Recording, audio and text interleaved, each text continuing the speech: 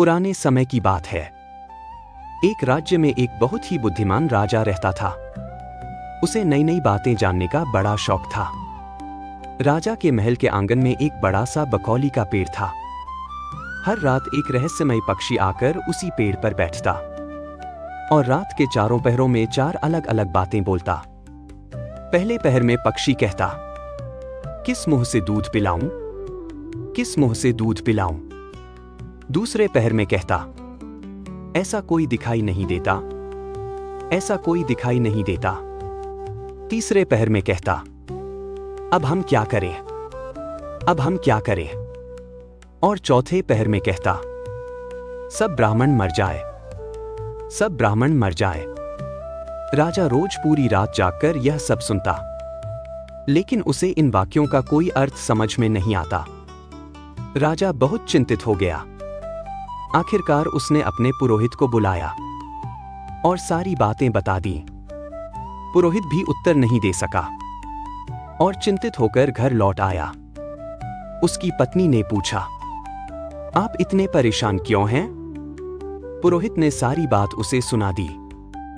सब सुनकर उसकी पत्नी मुस्कुराई और बोली, यह तो बहुत आसान है, मैं इन बातों का अर्थ बता सकती हूं। अगली रात राजा ने उसे दरबार में बुलाया। रात हुई। पक्षी ने फिर कहा, किस मुंह से दूध पिलाऊं, किस मुंह से दूध पिलाऊं। तब वह स्त्री बोली, लंका में रावण का जन्म हुआ है, जिसके 10 सिर और 20 भुजाएं हैं। उसकी मां सोच रही है, इतने मुंहों में वह किस मुंह से दूध पिलाए। राजा प्रसन्न हो गया। फिर दूसरे पहर में पक्षी बोला, ऐसा कोई दिखाई नहीं देता। तब वह बोली, पूरी धरती पर खोज लो महाराज, ऐसा कोई मनुष्य नहीं मिलेगा जिसे कोई चिंता न हो। राजा ने कहा, यह बिल्कुल सत्य है। तीसरे पहर में पक्षी बोला, अब हम क्या करें?